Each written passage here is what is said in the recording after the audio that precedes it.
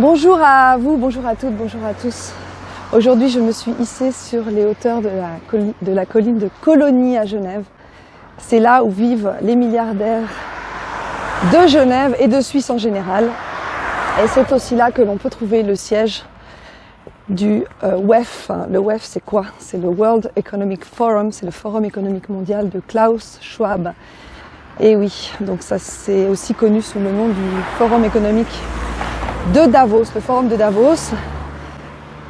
Cet endroit est celui du Great Reset, est celui de la 4e révolution industrielle dont Klaus Schwab parle dans 2 de ses livres, dont je parlerai un petit peu plus tard.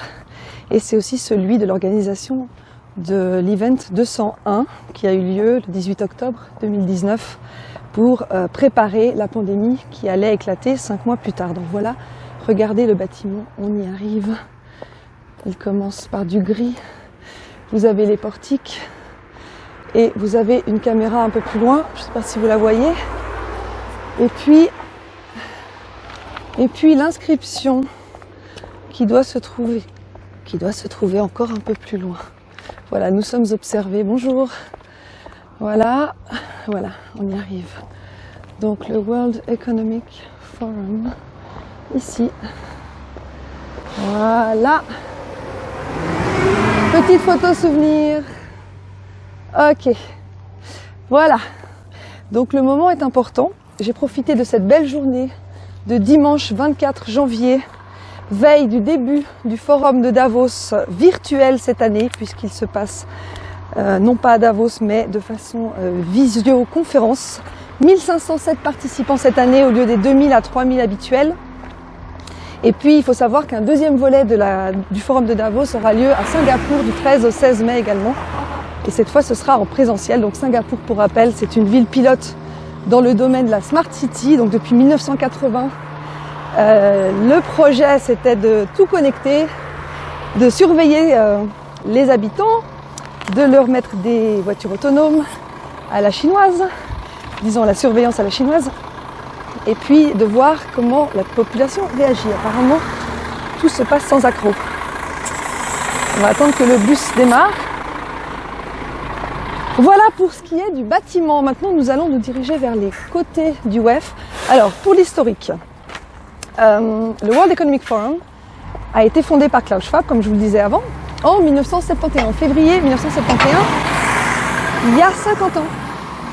Aujourd'hui, donc cette année, ce sera le 51e congrès, la 51e réunion de Davos. Là, on longe, vous voyez, le bâtiment.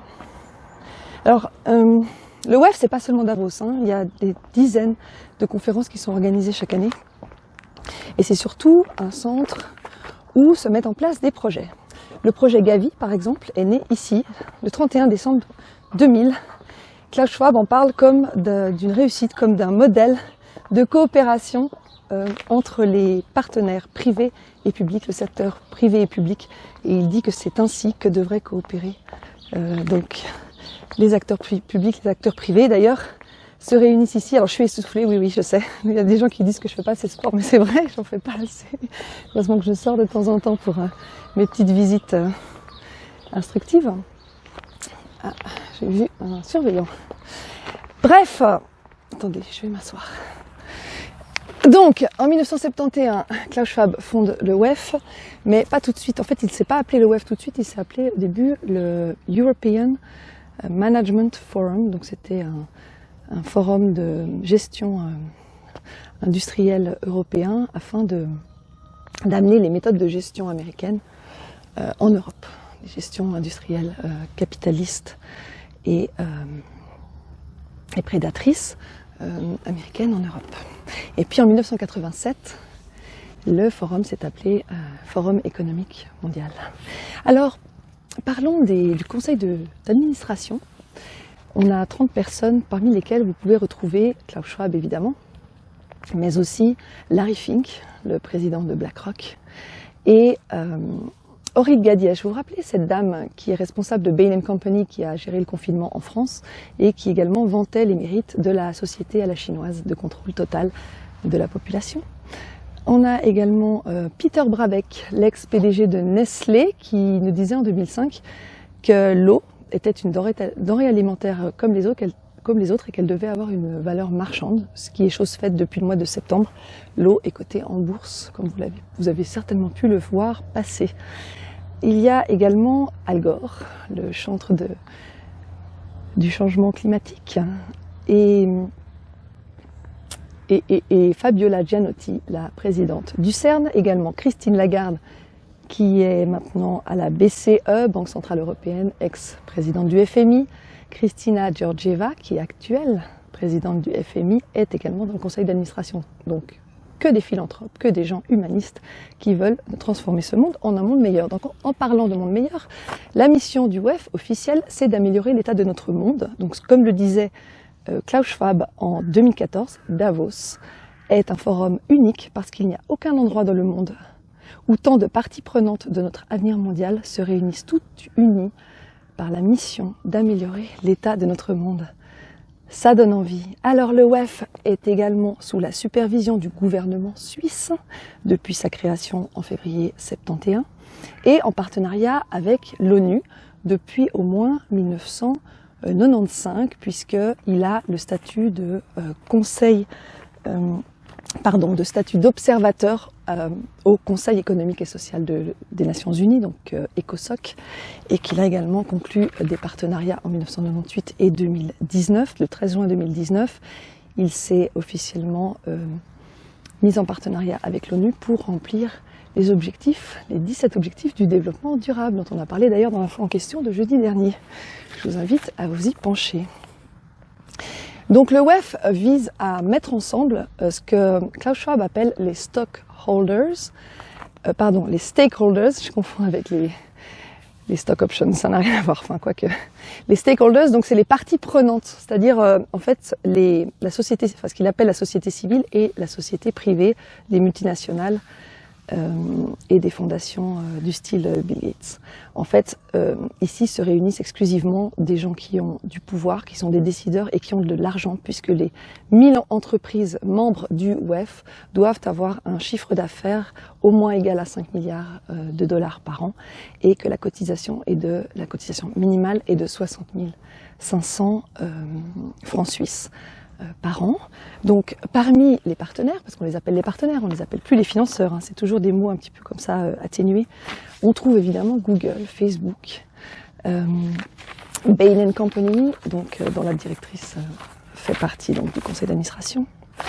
On a Goldman Sachs, JP Morgan, BlackRock évidemment, Coca-Cola et Pepsi, comme ça, pas de jaloux.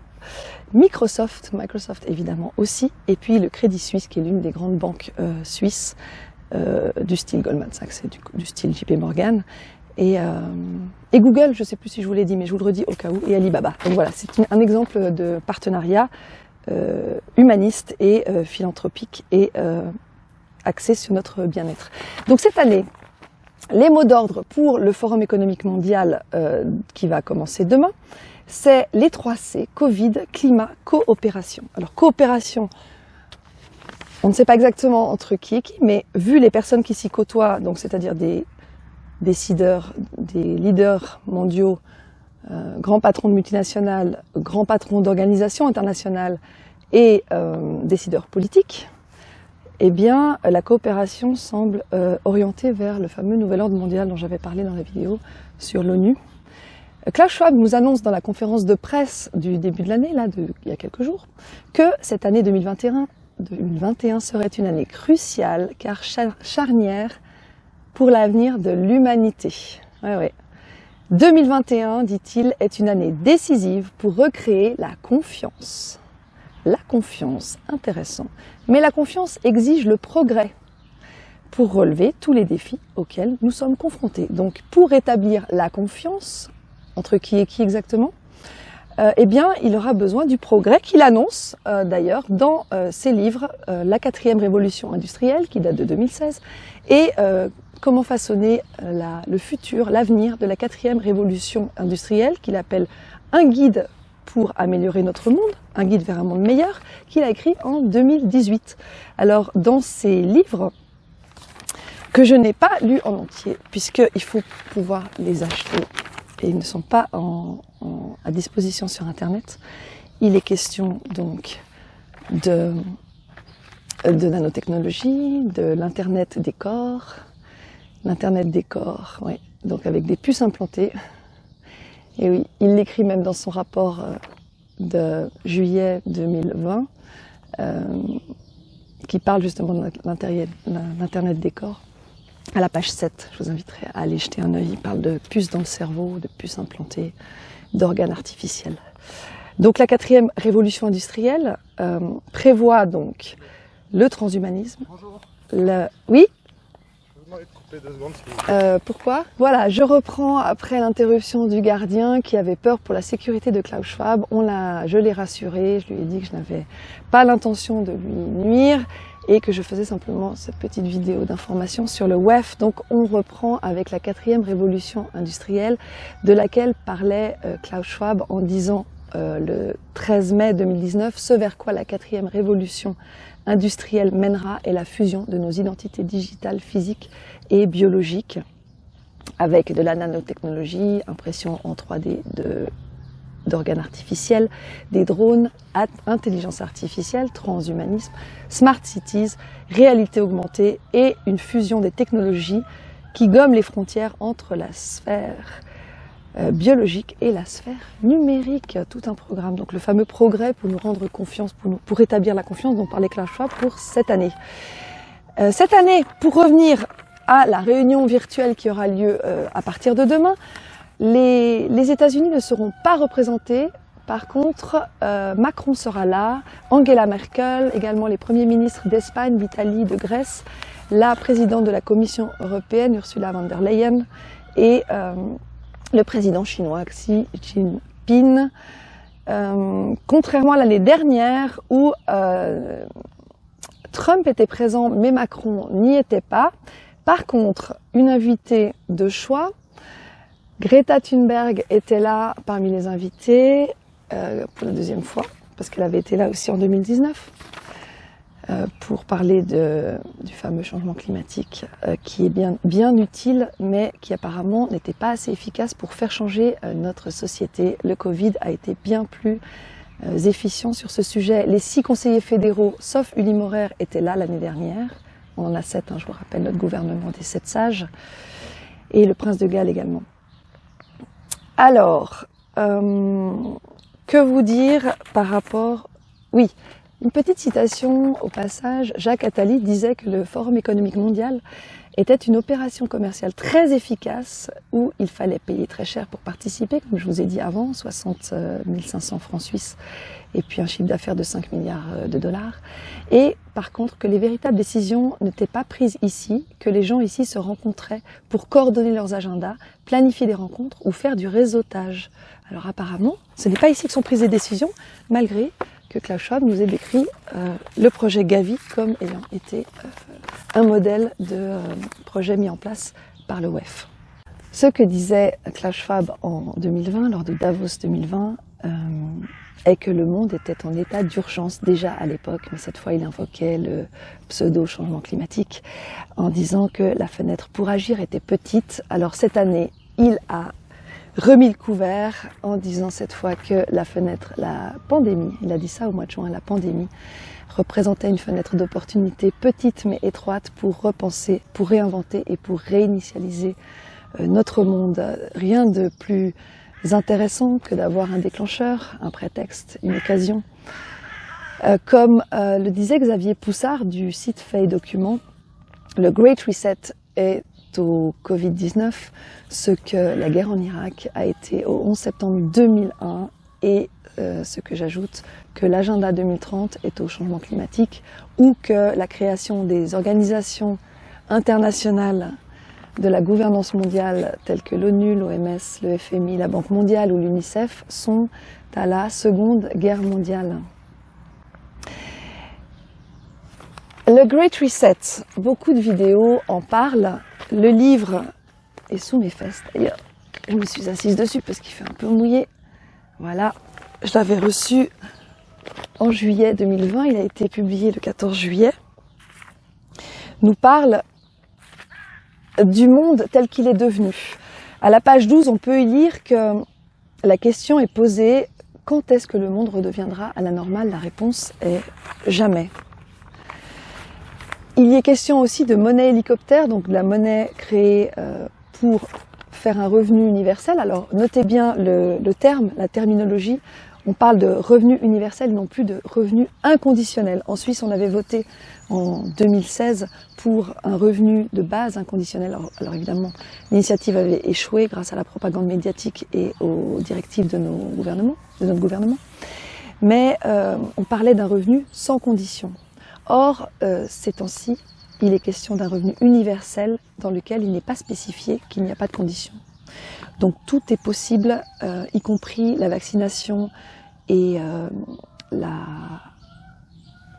surveillance, le traçage, les tests PCR en échange de ce fameux revenu qu'ils veulent nous proposer.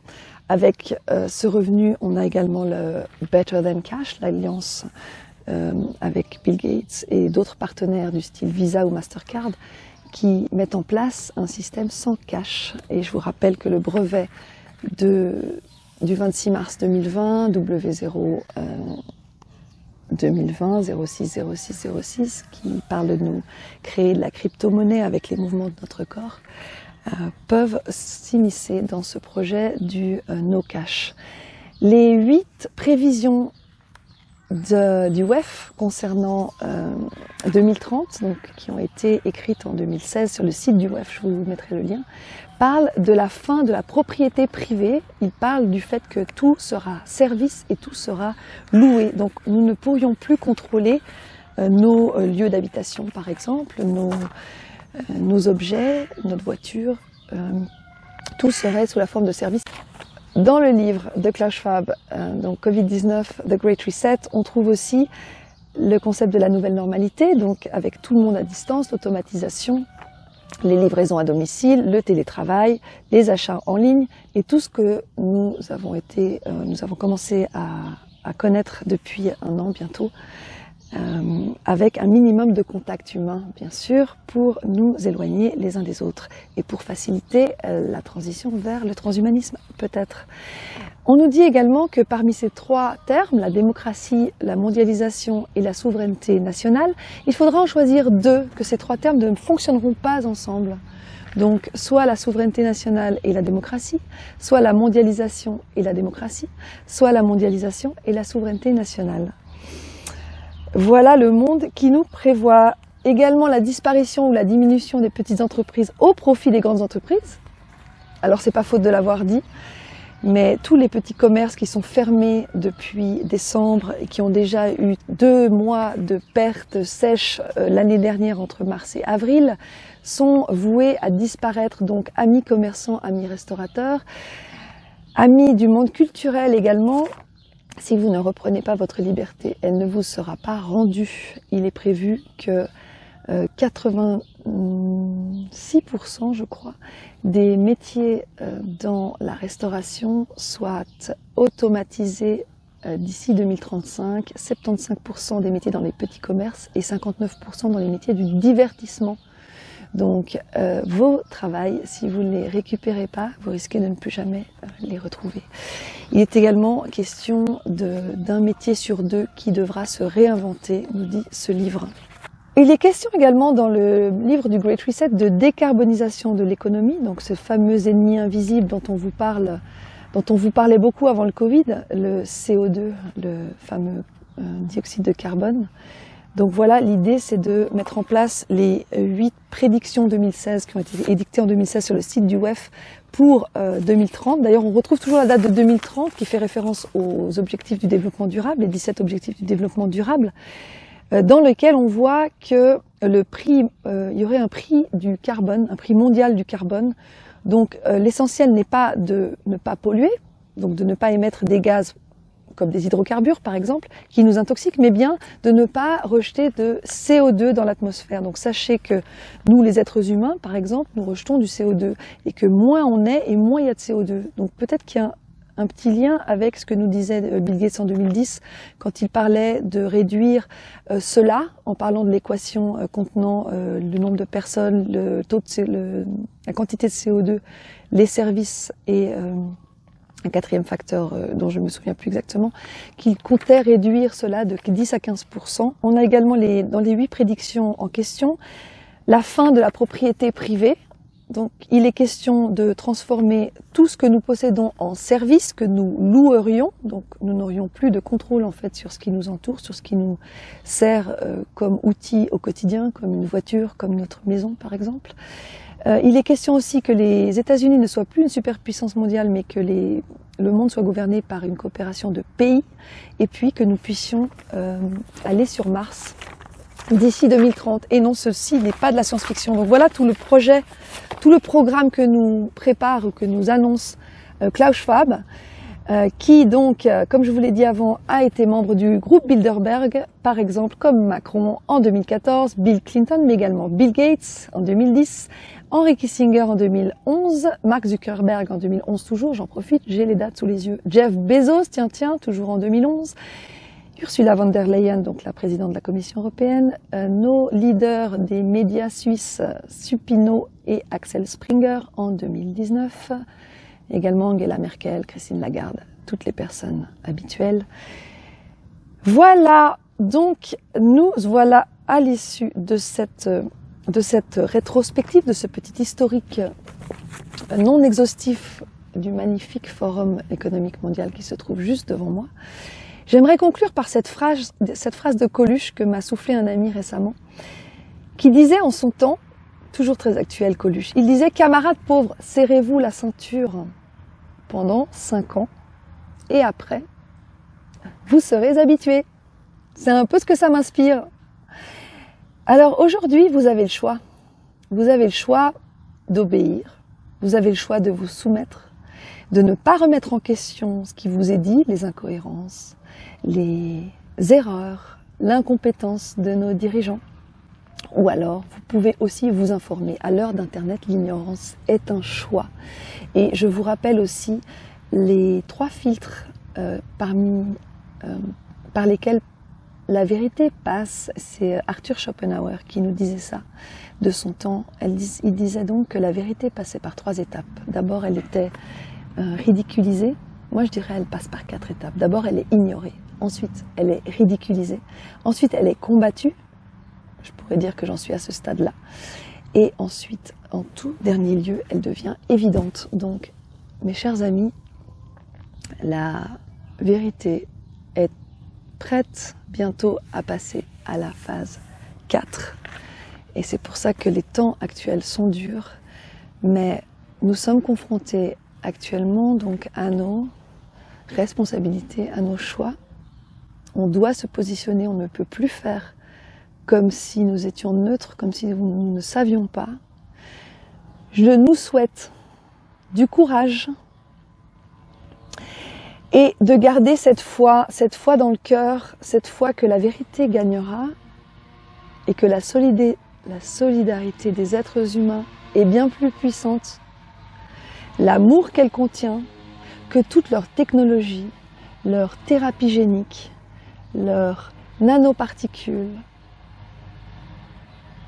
leur propagande médiatique, leur propagande des termes, leurs réunions secrètes, leurs décisions de contrôle. À très bientôt pour la suite des révélations et pour la suite du grand réveil.